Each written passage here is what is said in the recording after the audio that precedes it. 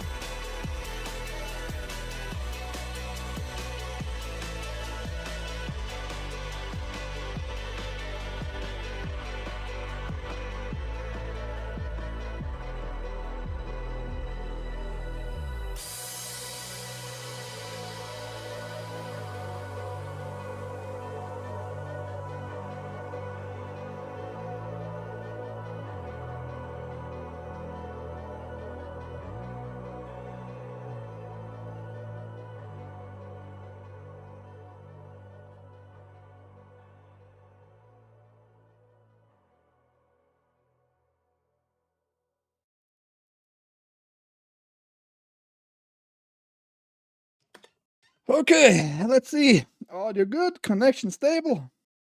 I don't want more for now.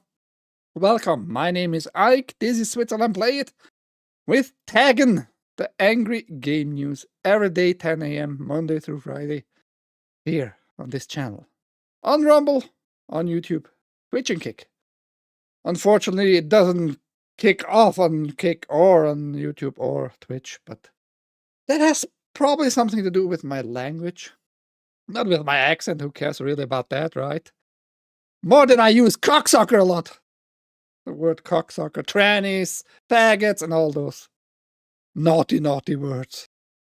Not good in these days, it seems, but whatever. I'm mainly on Rumble, though.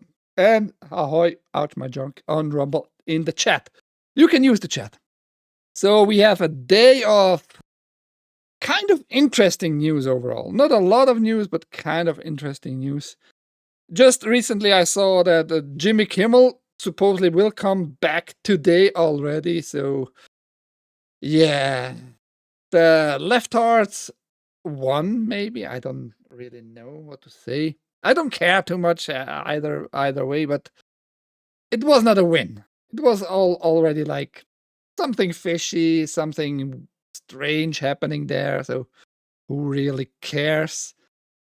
Nobody's watching Jimmy Kimmel, really. We got reports last week that mainly on his main show, about 200,000 people watch him on a daily basis or some shit like that. So why are people wasting so much money into a show with a at max mediocre show, funny show, comedian show, whatever you want to call it? Oh, I ever eaten. But so we're not going to focus on it. I just saw it today on X going around. I don't know why my eyes are burning. And he supposedly will come back today already. So what do I think about it? I don't know. We're going to talk a little bit about Kojima today, because Kojima is, I think he's pretty gay. And I'm going to warn you right now, once more, just the same way, kind of same way like I warned you with Ghost of Yotai. But we will come back to that later. Jim is losing something like 40 million a year to keep that show running. I don't think that's a real number. I mean, if you mean Jim is like the production behind him, the money giver, he himself doesn't lose any shit. He just demands more money. Anyhow, Kojima is full of it, of himself, and he is working with Jordan Peele on the OD game, Overdose. And yes, later more about that. Could be wrong. He's not, I mean, himself, he's not going to waste any dollar on his own show. He just is working hard for that money. I didn't took this news last week on Friday, but I think it's necessary now because we got a little bit more information about it now. Nintendo is outsourcing its customer service support just before the holidays. Report. IGN reports that Nintendo of America is shifting all its customer service related operations from the US to the South American countries. The contractors who perform these duties, which include back office teams, fraud, financials, chargebacks, customer services, chat logs, customer phone and email support, refunds, account bans, remote data transfers, repair support, everything customer support. Like pretty much all the support, yes. But you'll be more precise here. Gonna go all to South America. As one described, we'll see their contracts phased out at the end of September. It's estimated that 200 workers will be impacted, many whom have worked with the company for years. Yeah, you think like a big corporation cares about your working place? Or why you mention this, like the who worked with the company for years? It's a international corporation. They don't give a shit if they can save money. Nintendo is less harsh than bigger US corporation, that's for sure. But Still, it's a corporation. Money is to be made. One contractor said that while there are still a few people running these operations on site, it's all going away. According to the contractors IGN spoke to on the conditions of anonymity, Nintendo of America didn't provide any communication on the decision. However, as their employment comes to an end, the contractors must still help train the new hires before leaving their roles. Yeah, you're a contractor. You have a contract. You're signed for this work as probably like a sub company there, smaller one, right? Some office buildings, smaller office building being contracted. You're still not getting paid from October on, but you still need to train those new people. Kind of, it sounds like this at least. While we have nothing to announce about our internal business activities, the claims shared with IGN include inaccurate information. At Nintendo of America, we are extremely thankful to have partnered with several companies and their talented contractors over the years to deliver high-quality customer service experiences. We continue to evolve and expand our customer service model with external partners that have deep experience in all the markets we serve across the Americas. This approach allows us to support the full scope of our customer service mission in both North America and our growing Latin American markets, and better scale to seasonal needs for consistent support. As always, our top priority is to provide excellent customer support, and we are pleased that customer satisfaction with the service provided by all our partners remains positive.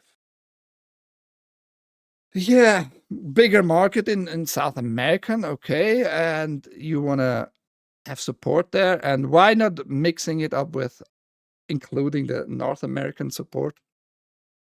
Seems fair if you have like good people who know what they are doing, and if they, I guess, can talk very fluently, not like me, English, and give you accurate support and information.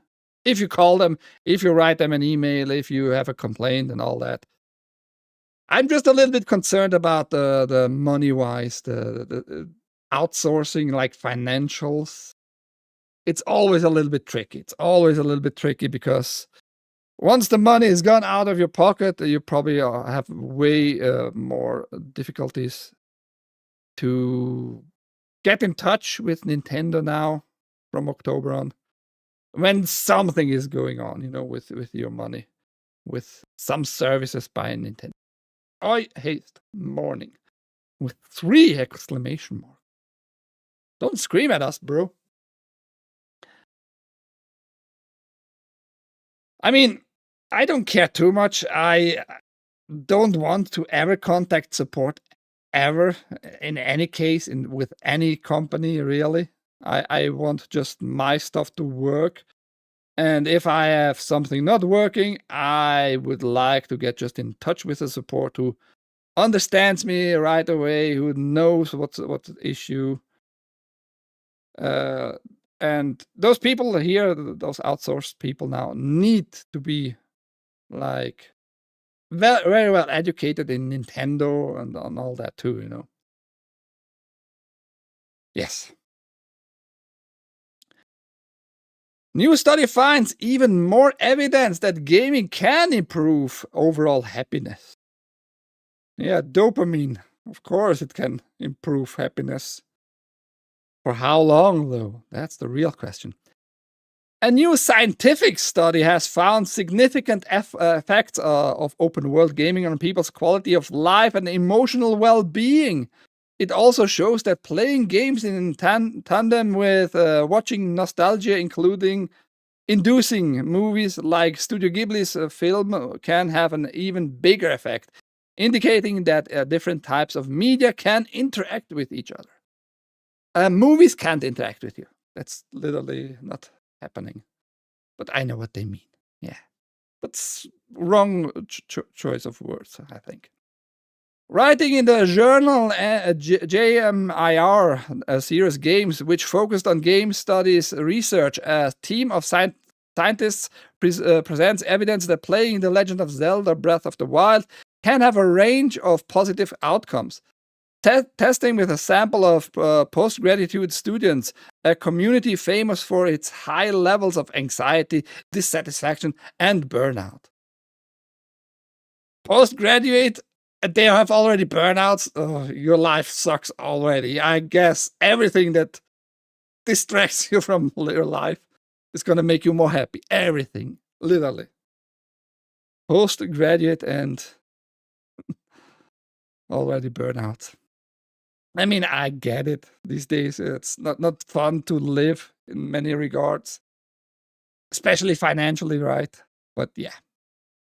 The authors show that playing Breath of the Wild on its own can help spark a sense of purpose and meaning. That's not good. I don't think that's a good thing to happen there. If you have a sense of purpose and meaning just while gaming or after gaming, that's not good, man. You need to find something real, something more with your hands, something more with your head in combination. And gaming can be that. It can help you, like motivate you in life in certain situations. But if a game gives you purpose and meaning for life, that's really bad. Long time. Long time, says Arch My Junk. About what? About what long time?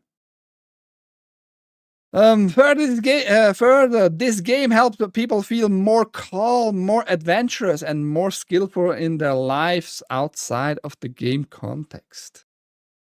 I didn't check the study. I don't have time for all kinds of studies.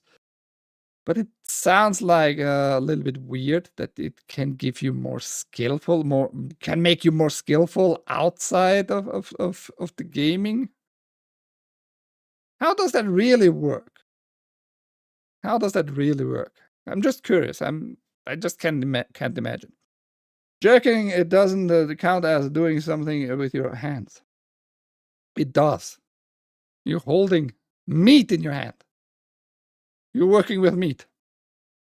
Investigating potential interactions between games and watching film, the authors also instruct a subset of participants to play Breath of the Wild and watch a clip from Studio Ghibli's My Neighbor Totoro or Kiki's Delivery Service in close succession.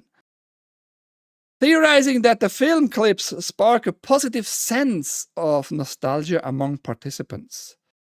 Now, that sounds also like bullcrap. How can this give you a sense of nostalgia? Because firstly, I assume if they say graduate students, that means like, how old are you then? At the max. Like what? 22-ish? Depends on how long the study was, right? I just assumed max 22-ish. And you have nostalgia for Kiki's Delivery Service and My Neighbor Totoro, which are 35 plus years old. You have no nostalgia connected to that. It was not in your childhood, really. It was not in your childhood, really. I mean, you might have seen like the Disney versions, because I don't know if Disney still like produces the DVDs and all that for Ghibli. But for a time being, many of the Studio Ghibli movies were published in the US by Disney, actually. They had a partnership going. And yeah, I don't think you watched a lot of that in your childhood to have nostalgia. Just my thoughts here. Doesn't add up with the numbers, like with your age and when it was released. Where was I? The authors find an even stronger effect on overall happiness and life purpose among the subset. Again, you just keep repeating this purpose thing, which I think it's not really happening there. While this study only includes postgraduate students and can't say much about the longevity of these positive impacts, it represents that yet another piece of scientific evidence showing beneficial effects of gaming. For instance, scholars have found encouraging results for games as a tool to help mitigate substance abuse and improve mental health. I mean, I'm all for that if you get away from drugs, right? But if you're already like a guy or a girl who is very easy addicted to stuff, you might get addicted to games. Because it's again, dopamine hit. When it hits you, you're gonna play probably the same games over and over again. Maybe going to mobile games at one point, and then you are in the microtransaction, and that little click on buy now gives you every time a tiny bit dopamine hit where you can buy with those crystals some new skins that looks better on your little character there. So it can be helpful, but if you're already a human being that is very easy to be addicted to all kinds of stuff, it will not help you at this point. Games have been shown to induce pro-social activity and improve community building, and evidence suggests that they can even serve to reduce effects of cognitive disorders. I have many thoughts. I can't. All the thoughts in my head I can't put out in words right now at all. But yeah, no game will help you to get away from cognitive disorders. Those you just have. You just have. You can only get away from cognitive disorders and can eliminate those in your head when you get presented with new stuff in your life, with new evidence that convinces yourself. So you yourself convince from the opposite, like whatever it might be, argument in any case. Games usually don't do that at all. They just can't. If they do that, you will be just switched around in a few months again very easily, because you're a person who just goes with the flow. Probably what is trendy right now. Games are fun because you can run over the prosty. Prosty? Who the fuck is the prosty? And what is the prosty? This new study comes at a time of intense focus on the games industry and renewed calls from politicians to regulate games and game-adjacent spaces. Scientists have long studied the potential dark sides of gaming, from the potential risk from certain fringe gaming communities to the effects of certain types of multiplayer games on social psychology. However, recent proposals to investigate game companies have often rehashed old and unsupported allegations that violent video games directly cause violence.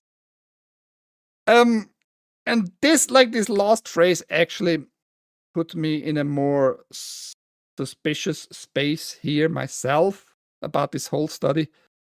If video game can have one effect, it can have other effects too, right? In your mind. If a video game can make you more happy, it can also make you more angry in life, right? So maybe you don't study that anymore, because otherwise you might find evidence that video games actually makes you violent too, if the video game itself is violent. I mean, there is no real indication here either way, but you try to make it like, yeah, everything is gonna be just happy in your life when you play more video games, kind of. So I call BS on this study once more. But I just find it interesting to point out those studies, that those are existing and are done. I try to find out in my short time I have every morning here, who funded such stuff. And I couldn't find anything. Supposedly this study was funded by itself, whatever that means. And the participants got like $5 for I guess check marking stuff, answering questions, and it was like $600 investment in like giving out to participants those little $5 tokens. Prostitute. You like to run over prostitutes? What's wrong with you? I'm Aussie. We shorten everything, like retards. That's fine. I just didn't. I don't know English. You know. English, motherfucker. Do you speak it? I try every day. I'm training myself. I don't know if I'm gonna remember that, but I probably will. Prostitute. Fortnite's new voice chat mode has resulted in thousands of bans. So yeah, there was a new mode supposedly on Fortnite, the Lulu mode, Delusionals, and it seems like for the first time they gave you a voice chat, proximity chat, and you could talk to people, and it was abused, whatever that means. This past weekend saw the launch of Fortnite's new Battle Royale mode, the Lulu, a take on Fortnite's familiar formula that the catch here is that you can talk to anyone, whether squatted or not, thanks to the new proximity chat. While this adds a nice layer of sociality, I don't know why, this combination, this little part here. Sociality to the game, it's also resulted in an increase in discrimination and harassment, which led the developer Epic Games banning thousands of accounts before the weekend closed out. The Lulu is exactly what you think it would be if you're familiar with both Fortnite and internet slang. QTC shorthand for delusional, this new mode sees you potentially team up with and likely betray, as there can only be one winner. Anyone you see thanks to proximity chat. As you near another player, you can form a sort of a temporary group chat to strategize as you play. This seems like it could be a fabulous idea, particularly for players who tend to play solo but still want to coordinate. Unfortunately, this new feature has caused an influx of player complaints of discrimination and harassment. First day in internet, I guess. For many people there. According to an IGN report, players on the game subreddit have shared mixed experiences, with many discussing the bigotry they faced because of their accent, their age, or because they're a woman. There are no women in games. Fuck off, liar. Accent? Oh, I should join this mode and just report everybody who blames my accent, right? Why are people so pussies, you know? And again, I'm a woman. I'm not allowed. You're not allowed to say anything mean to me because I have a vagina. Fuck off, bitch. How about that? I would play like constantly. Shut up, bitch. Anytime some of those stupid cunts just open their mouth and complaining about anything, really. It's just annoying, you know. Having that as an excuse for I'm being harassed, and probably half of those reports are like, hey, how are you doing, girl? And like, actually innocent stuff, because that's how internet works. But yeah. If I wanted a comeback, I'd wipe it off your forehead. No. Developer Epic Games took to X on September 21st to remind players to report chat that violates community rules, stating that thousands have been banned. Yeah, be a bitch, report us for mean language. Remember to report voice chat behavior in-game that violates our community rules. This gives us evidence to quickly take action against rule breakers. Also, let me get that straight. You have a game. You have a game that is about shooting. No real violence in the sense, no gore, like no blood is flowing and all that, no limb being teared off and all that, fine. No titties shown, fine. But still, you are shooting people dead in the end in this game. Even if it's cutesy, dead, the Lulu, cutesy, right? You're shooting them dead. You can revive them, right? So you're still shooting them dead. But you can't use mean language.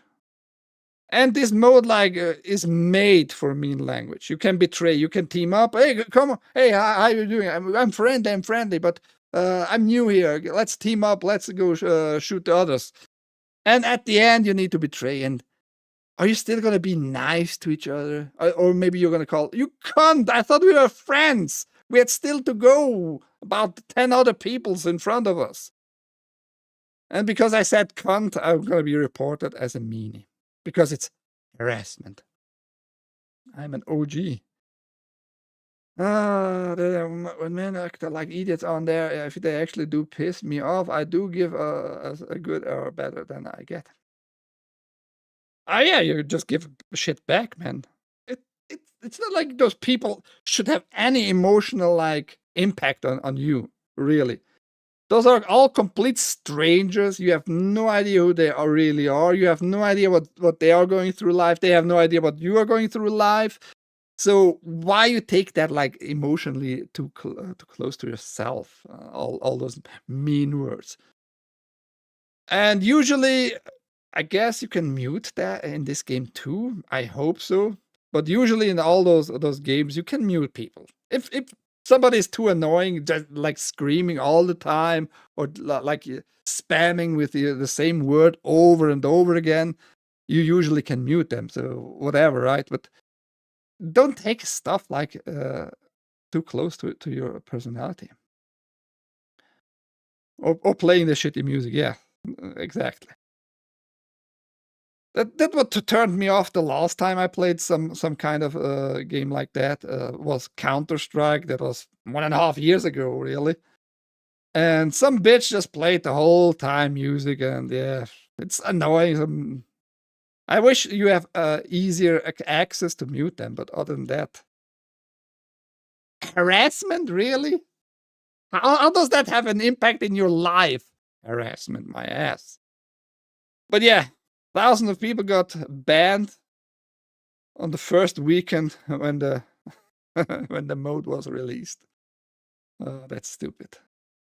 Who would have saw that coming? Who would have saw that coming, that a voice chat will make people use their voice in a battle royale game with naughty words. Rat Patrol.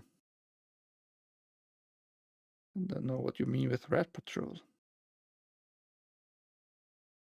Now, this news I found funny, especially because it comes from a guy who is a main character in one of the biggest games ever. I don't play it, but yeah. Grand Theft Auto 5 Trevor actor feels absolutely nothing inside for GTA 6. Stephen Ogg, better known to millions of fans around the world as Grand Theft Auto 5 Trevor, has said he feels absolutely nothing inside for GTA 6, even though Rockstar has suggested it will be the biggest video game of all time. And I had to look up his name. I don't remember names that well, as usual. But I saw this face, and I saw him a few times already on other stuff. On shows, for example, Walking Dead. He played in Walking Dead.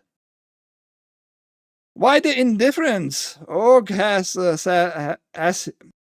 as he says, never been a fan of video games. Still, while speaking to YouTuber Harrison Shipp, it is surprising to see the actor speak quite so bluntly about the franchise that has earned him worldwide adoration. I feel nothing inside. I'm not a gamer, Og said, standing in front of a GTA 5 artwork at a recent convention where he appeared alongside fellow GTA 5 co-stars Ned Luke, Michael, and Sean Zolo Fantano Franklin to meet fans. I've never played a video game, so I feel absolutely nothing, he continued. So he is very honest. He just doesn't care for video game. It's not a media he has any interest in, like the story being delivered to him. And I admire that, actually, like being so direct and so clear with his words. But it becomes even a little bit funnier here. I think someone said yesterday at one point, you should play GTA 5, Og continued. I said, why? They said, because it's so great. And I said, well, one day you should read Dostoevsky's Crime and Punishment. And he went completely blank. Yeah, just bombarding the opposite who like told you should play that. You should just, it's great. And why? It's just great.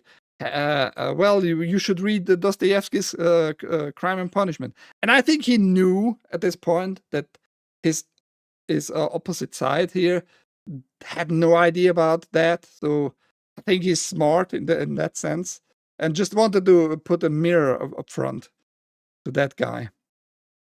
Do you know Dostoevsky's? Who Fyodor Dostoevsky is? Og continued, turning from interviewee to interviewer, as he attempts to discover Harrison Ship's knowledge of world literature. Alas, Harrison Ship did not know who Dostoevsky was. So there you go, Og continued, pressing the alleged equivalence. Why don't you read that? Are you excited about that book coming out? See, it's the same thing. Books are my thing. They just wanted to make sure that the other dude gets it, understands why. It's just the media.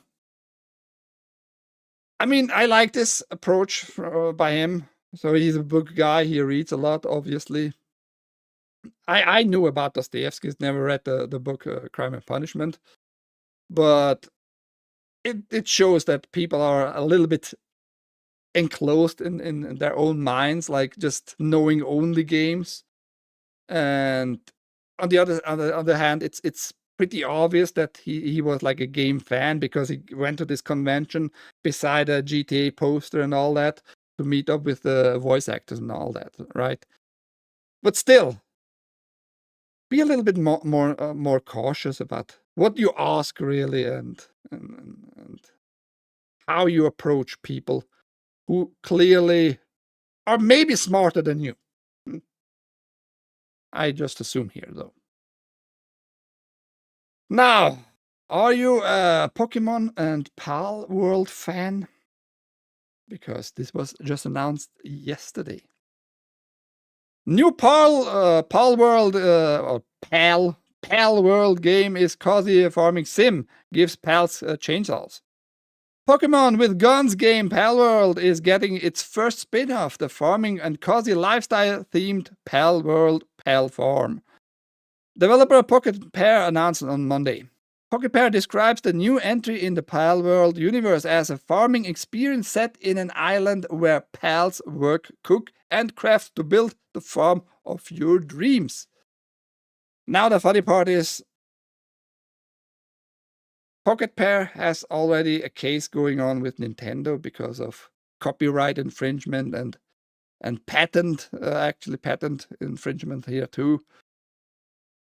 For example, Pal World had the same mechanics, putting the monsters in a ball, and Pocket Pair instantly, after they got knowledge that Nintendo is not happy about that, and they got like a court case on their heels by Nintendo, they just changed the mechanics, just like spawning the animals, the little monsters beside you, or yeah, stuff like that. And now Nintendo has already announced the same kind of game here recently. Pal World Pal Farm looks like a cozy and humorously dark spin-on games like Stardew Valley and Harvest Moon. It arrives not long after a similar spin-off Pokemon Pokepia was announced for Nintendo Switch and Switch 2. So we don't know when Pal World Pal Farm will be released. The monster-catching open-world survival crafting game is coming to Windows PC via Steam, where you can wishlist it now. So Nintendo announced such a game, similar game, and they just after Nintendo announced now this one. I don't think that's a smart idea because Nintendo is not gonna take that lightly, especially after they showed that they have many success stories of suing people, getting millions of money back from even small companies and smaller corporations. And you already have something with Nintendo going on. So they might have more material to sue you to bankruptcy. Who knows? It looks fine. The trailer looks fine. Like it looks all nice. If you are into farming simulator with cute animals, that's the game for you though. That's the game for you. Why is this here? Let's move you. Oh shit. Up there. Let's move you later on. Time-wise, we're good.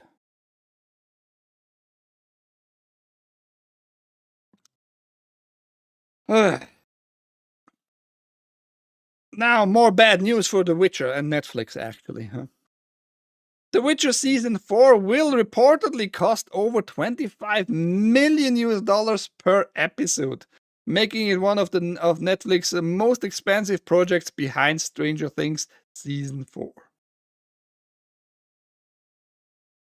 If that's true, that's an insane amount of money for something nobody's gonna subscribe to Netflix for it. So, what are you trying to prove here? Is this Season 4 gonna be like retconning everything from the previous 3 seasons and making it actually good? Very doubtful, because the rest of the casting is pretty much the same, and the story writers I think are the same, and directors are the same, all that stuff. So what's the point in fucking wasting so much money on that thing? I don't get it, really. I don't get it. The Witcher Season 4 has cost the streamer a total of $221 million to make, according to Redanian intelligence. That works out to around $27 million per episode. This is a huge jump from Season 3, which set Netflix back $175 million. Even back then, that was an insane amount. Averaging $21.8 million per episode, which wasn't far off from Season 2's total cost of $76.3 million. So and then we can probably assume like the first season was similar. Let's put it just to $150 million. So what's that? 350 million plus 150 million, 500 million, plus this one, 220 million. We are on $720 million for Witcher alone. If that are true numbers, I don't know what Netflix was thinking. Even the ratings are not that great for normies. The normies are not caring too much either. So what is Netflix doing? Nobody. Let's put it this way. I want fucking evidence. That anybody after this first season, let's put it this way, because probably many people were curious and just subscribed to Netflix to see what they are going to do with The Witcher. But show me any evidence that anybody subscribed to Netflix for Season 2 and upwards. Just give me evidence. If you have nothing to show, Netflix just wasted up to almost $1 billion. That is insane.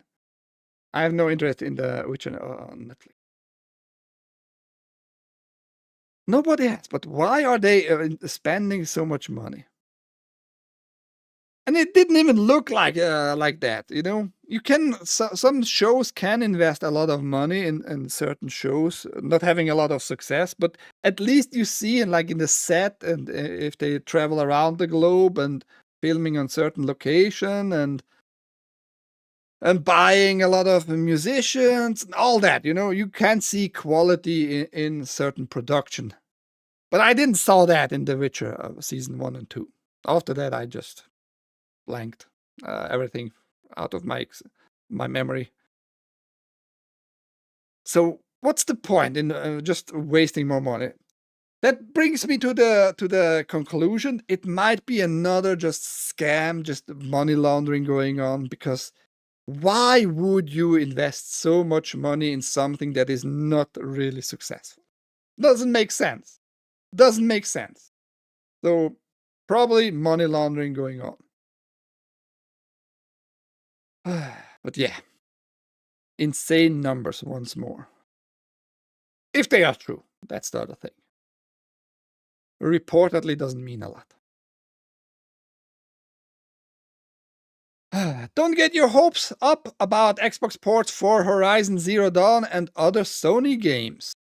The console wars have reached a point where it's no longer uncommon for some of the biggest Xbox games to get a cross-platform release on PS5.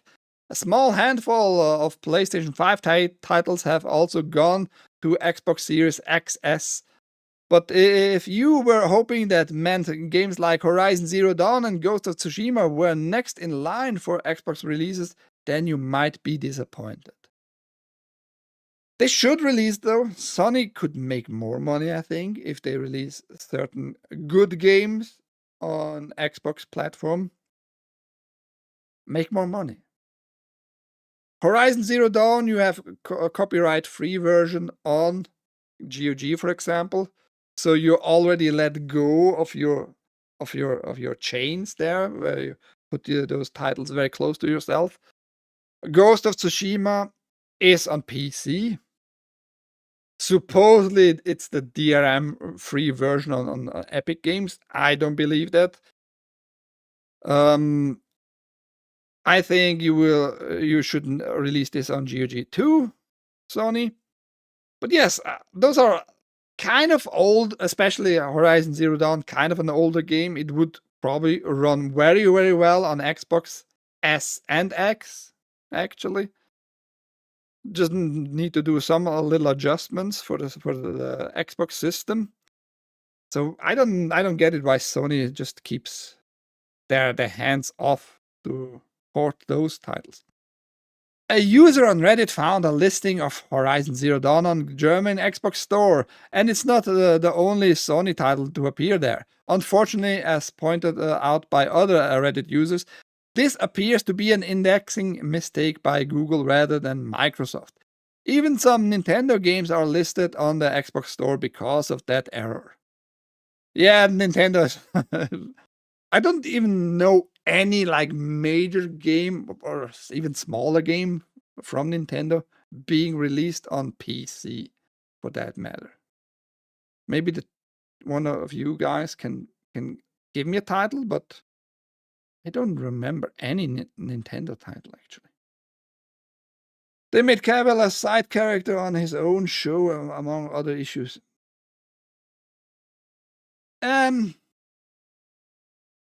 I don't think that was really what was happening in The Witcher. It was more like they diverted from the real lore of The Witcher, and many people didn't took that lightly, especially fans, of course, who knew the books and the games. So yeah, and Cavill was a pain in the ass, supposedly on the set. He doesn't want to do that and this because it absolutely goes against the game and the lore and such. So he was a pain in the ass, supposedly, to work with on the set. And that's why they parted ways. The books are that way, though. There you go. Haste just tells us how it really is. Regardless, porting games from PS5 to Xbox Series XS may not be a bad idea. It's worked wonders for Helldivers 2 and dramatically driven up the numbers of players in the game. In short, it made Helldivers an even bigger hit. Sony also shares MLB The Show with other platforms thanks to agreements made with Major League Baseball. However, Sony is under no such obligation to bring any of its top franchises to the competition. Yeah, I get it, but still, I don't know why you fight against that to bring your big hits on other platforms. I really don't see why you're fighting that. Meanwhile, Xbox Studios has seemingly opened the floodgates for games that were formerly exclusive titles. Gears of War Reloaded was recently released on PS5, following in the footsteps of Indiana Jones and the Great Circle, Sea of Thieves, and Forza Horizon 5. Microsoft hasn't put all of its AAA games on PS5 yet, but it's no longer out of the question for franchises like Halo to eventually make the leap as well. Yeah, Microsoft needs to make more money though than Sony, that's for sure, because again, they invested roughly, I would say, the last 5 years, 6 years, buying all kinds of smaller and bigger other corporations, making them Microsoft. 110 billion US dollars, like overall, really buying all kinds of technologies too and all that.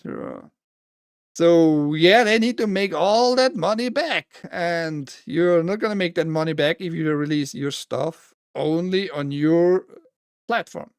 So you need to get like all the channels in line, put all your stuff in every channel, and make as much money as possible. So I'm not surprised that Microsoft is much more open about that. But Sony should not be so stubborn. Just release your good games on other platforms too. I mean, at this point, other platforms means only Xbox. Because I don't think Horizon Zero Dawn runs very super well on Switch 2 either. It's just what it is. Now, this news is kind of weird, and it's putting more eyes on Steam. And I have my own thoughts about that. I'm going to tell you at the end after I read it. Steam removes 2D platformer allegedly infected with malware, but not before it apparently steals over 150,000 US dollars in cryptocurrency from players.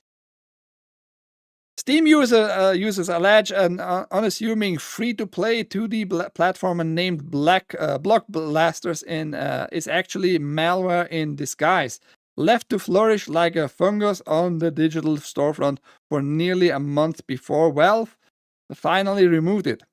Nonetheless, Block Blasters apparently had enough time to drain over 150,000 US dollars in cryptocurrency from people who downloaded it. I mean, people reported, at least I saw that some posts reported, this was only after a month after they patched the game. The original game had nothing going on yet, and it was free to play. So you always need to be suspicious if the free to play has no other income means. You have to be suspicious at this point. If it doesn't provide you like a microtransaction, like a store in the game and all that, you already need to be suspicious about free to play. And it looked like a very, very generic, super, ultra generic 2D platformers, side scroller, jump and run, and all that. Nothing of worth really, but it was free, right? So the worth is there. PC gaming on Windows is the greatest. You fanboy. Maybe you have I don't remember the name of the Microsoft CEO, but maybe you have a body pillow with him printed on the pillow. He's such a fanboy, such a Microsoft fanboy. Yeah, you just need to be like cautious with what you download in general.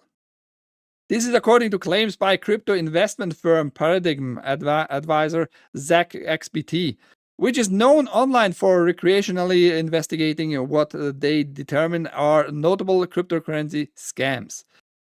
The anonymous detective addresses Steam in a September 21st post on Twitter, writing, "You clowns allow malware on your platform that has resulted in 150K US dollars plus stolen from victims. Fake game has been available to download for more than a month." At least somebody puts an eye on stuff like that. That's good.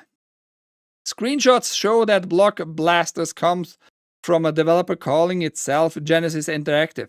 While there are several crypto ventures in both investments and gaming that use the word Genesis in their names, Genesis Interactive is a ghost online aside from a Block Blasters Twitter account and SteamDB listing identifying Block Blasters as its only title. SteamDB has also flagged this app labeled Block Blasters as suspicious. The alleged Block Blasters scam has suddenly drawn attention after cancer patient and cryptocurrency enthusiast Ravio Planiniaks said he was drained for over 32,000 US dollars of my creator fees and earned on pump.fun, a meme coin exchange platform. After downloading Block Blasters, other crypto personalities also reported thousands of dollars stolen after downloading Block Blasters, requesting action from Valve boss Gabe Newell. So, I have questions here in general. Firstly, you need some sort of firewall, especially with free-to-play games. Block them from internet access, especially when they are free-to-play games, solo games. You don't just give them internet access, no matter what. I can just point out again, if you're on Windows, I don't know similar systems, similar apps for macOS or Linux. But Simple Wall for Windows is very good. You need to work a little bit with it at the beginning, because it reports you everything that tries to establish a connection to the internet. Meaning even every sub app in the Windows system will pop up a window, and are you allowing it or are you wanna block it?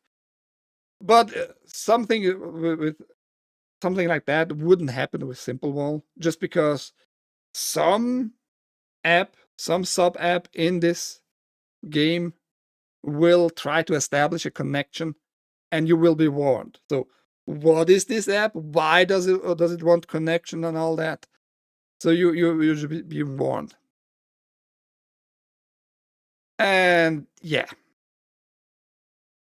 And I don't know if the other people who got scammed also had the same actually meme coin platform going on there, the pump.fun.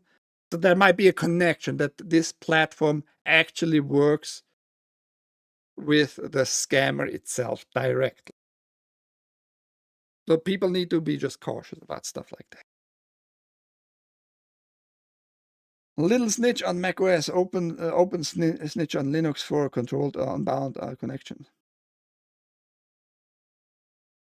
I don't have. I mean, I could install Linux just on a virtual machine to try it out. I don't know how well they are. I'm just gonna repeat myself. Simple Wall is pretty amazing. It might be annoying in certain situations because it literally blocks everything, and you're not gonna get right away updates for Windows, or your online games will just not work if you don't know what to unblock.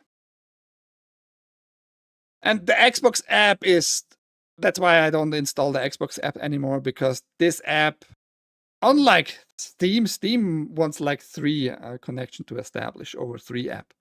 It's the browser built-in app in Steam itself. Steam itself wants a connection, and the error thing. But the error the error platform you can block.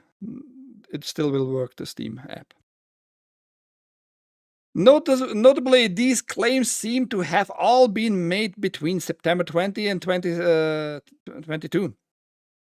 Block Blasters has been on Steam since August 17, according to the first and only post on its Twitter account. My heart wants to jump out of my mouth and it hurts, Plavnieks writes on Twitter in response to the theft. A team of avenging angels then swooped in to provide what they describe in a publicly viewable Google document as technical evidence that Block Blasters is a scam and an heinous act of cowardice. Unfortunately, expansive deception like the kind alleged here is commonplace in the crypto world, where fortunes are only as safe as whether password is guarding them. That said, it's unusual and actually hugely determinal for a possible scam to be hosted on otherwise legitimate sites like Steam. And Games Radar has reached out to Valve for this case.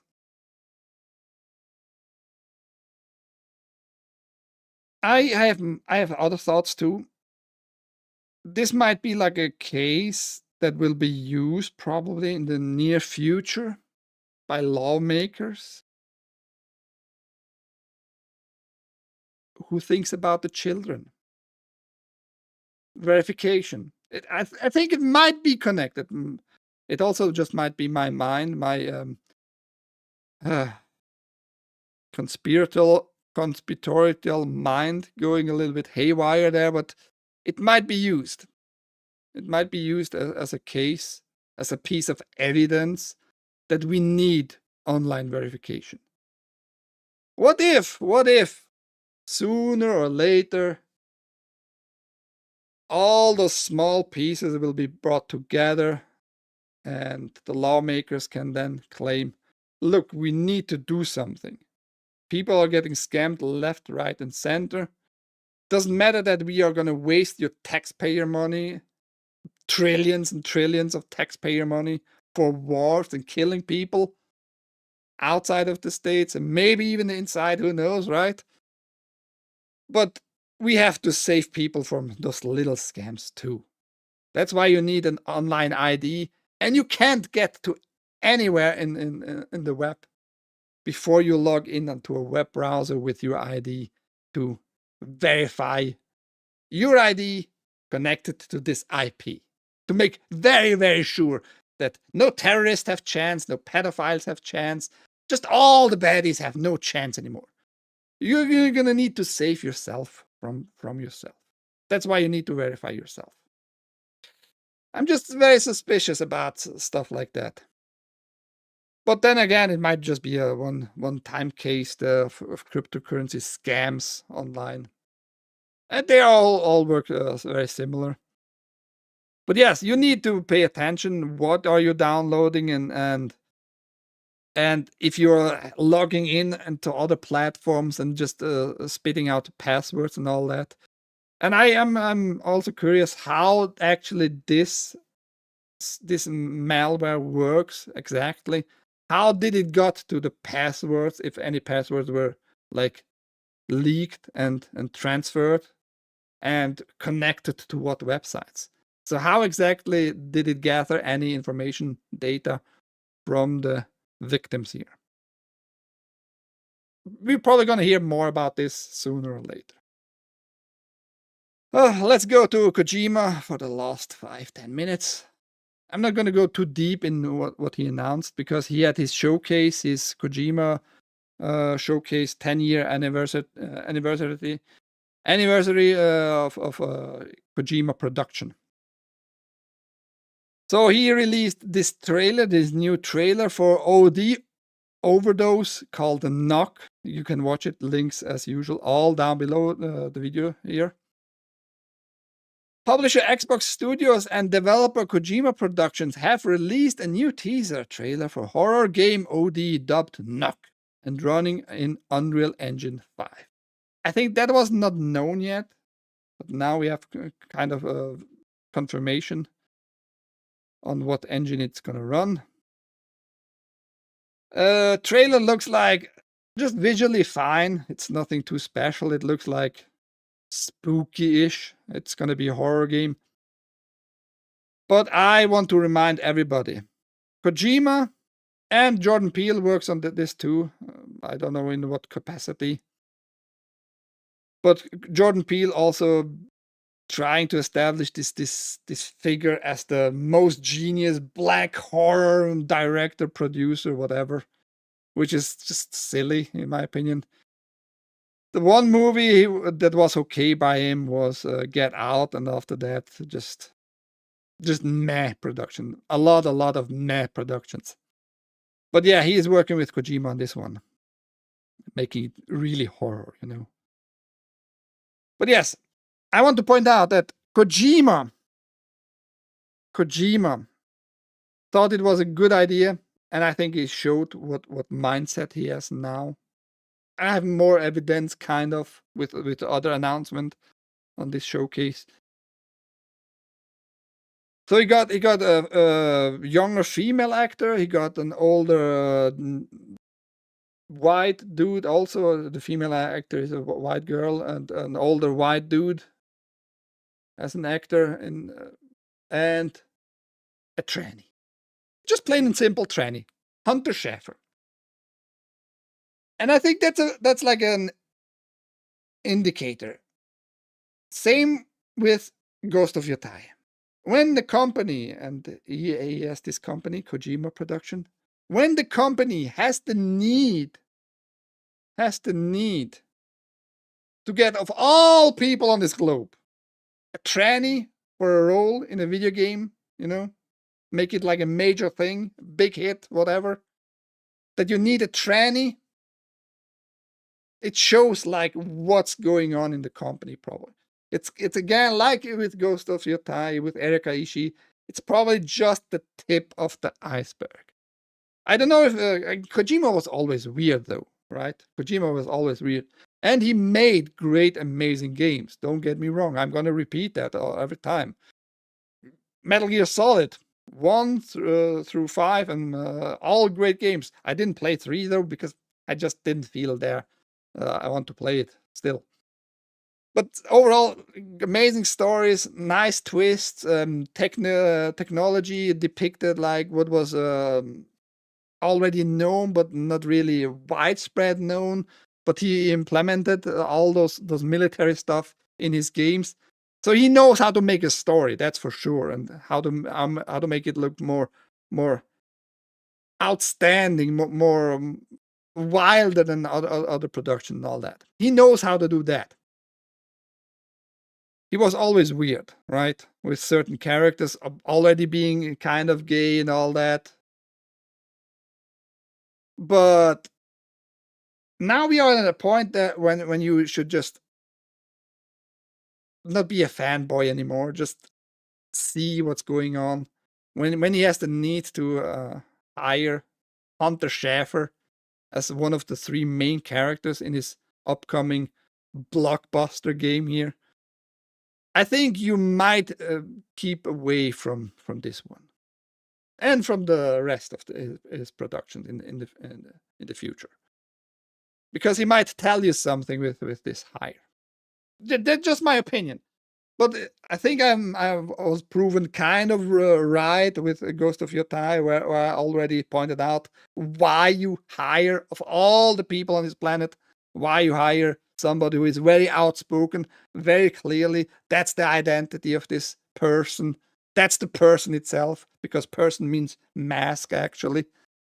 Just, why you hire those people. That might be like another warning sign right now.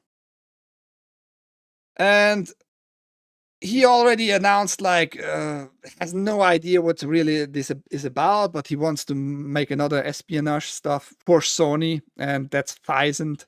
And we got like this poster.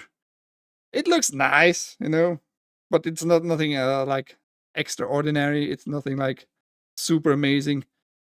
It's pretty much like Metal Gear Solid style, but he uses just a different name and different protagonists. but it's gonna be espionage again.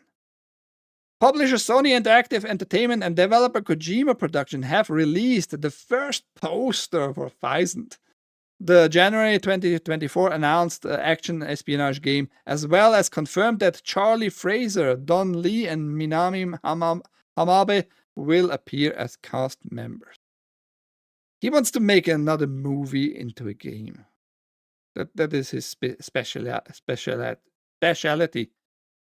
Kojima specialty.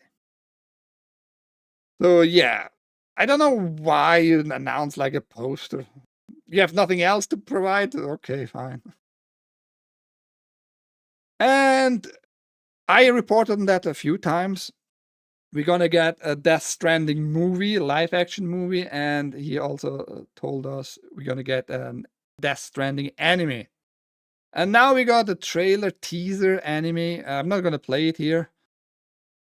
But please watch it and tell me your thoughts in the comments maybe later. If you're an anime fan, you're not going to be a fan of this one. You're going to be a fan of this one only if you're a really Kojima fanboy. Kojima Production has announced Death Stranding Mosquito, working title, an animated film project produced by ABC Animation Studio. The film staff includes producer Hideo Kojima, director Hiroshi Miyamoto, and writer Aaron Guzovsky. It stars a new main character separate from Death Stranding game series protagonist Sam Porter Bridges. This trailer looks shit. In my eyes, it looks shit. I saw like the first 10 seconds and of what you see, because it's gonna be very dark at the first 10 seconds. After you see something, the first 10 seconds, it was very reminding me of Berserker, the newer Berserker stuff, which is dog shit too. You just destroyed your franchise, like the feel for this anime already, by making it this 3D animated, cell shading, low frame rate crap. It doesn't look nice. The action doesn't look nice. I don't know what you're trying to establish here, but it's an insult. If you're an anime fan, I think it's an insult. They're probably making actually everything in 3D with game engine, with a different version of the game engine, Death Stranding, and just filtering everything through cell shading and making it, for whatever reason, you don't have a reason, but making it lower frame rate than it should be. If you don't establish like 24 frames consistently, 24 frames that look nice, with interpolating too, you can establish that with interpolating. Because no anime is consistently really 24 FPS. That's not what I mean. But it just looks dog shit. Just go watch it, please, later on. And tell me your thoughts. What you think about. Story-wise, it might be okay. Who knows? It's going to be a different character who has maybe kind of the same abilities like Sam Porter Bridges. But in Death Stranding, it is everything actually surrounding Sam Porter Bridges. Because of Sam, the Strand actually just was convinced, oh, I'm not gonna end everything this time for real, but I'm gonna go another round with the extinction, maybe. Like, just try humanity and all living being once more. That's like the main gist of the game, which I didn't like that part of the story, but that's how the story goes. So how can you establish a similar character with kind of, it looks like, similar attributes in abilities like Sam? It's weird, but whatever. It looks shit. I think Kojima is just so full of himself these days. It's crazy, and that's maybe the reason why he partners up with Jordan Peele, because Jordan Peele also thinks like he's this genius of horror, right? He tries to establish this picture of himself in the scene. Sure, I watch it, and you're gonna be disgusted. like I was. I really hate everything in this anime trailer. Hideo Kojima's next announcement is a credit card. He's so important, he needs his own credit card, like for his fanboys. As part of the Beyond the Strand event this week that celebrated the 10th anniversary of Kojima Productions, Hideo Kojima made a series of announcements, one of which was quite unexpected. Kojima is partnering with Mitsubishi UFJ Financial Group to launch a new Kojima credit card.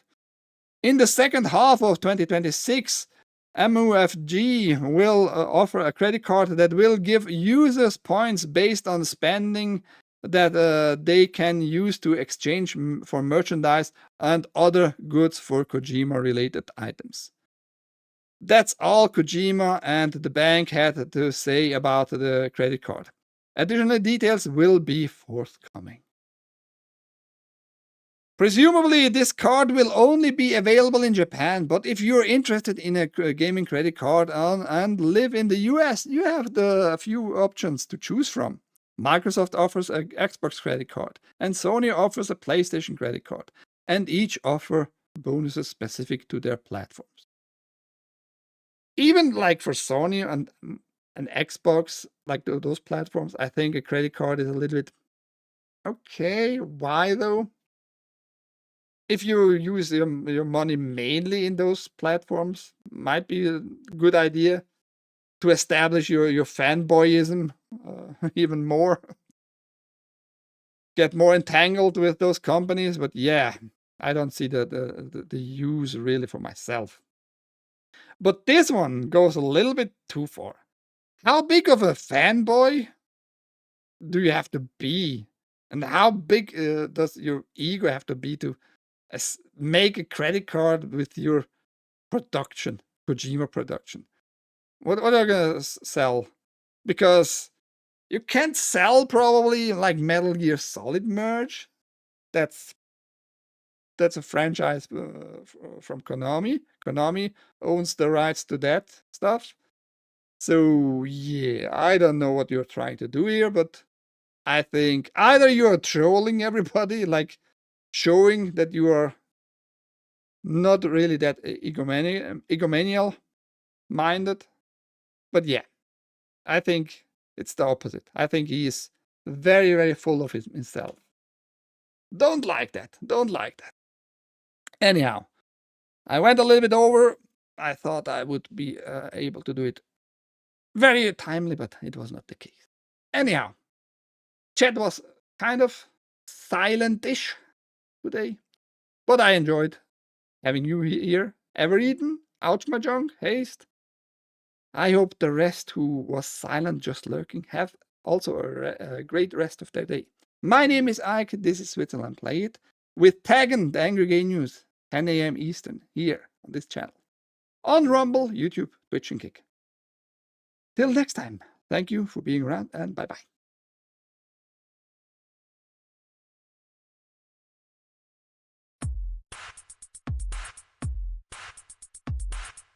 Black girl magic.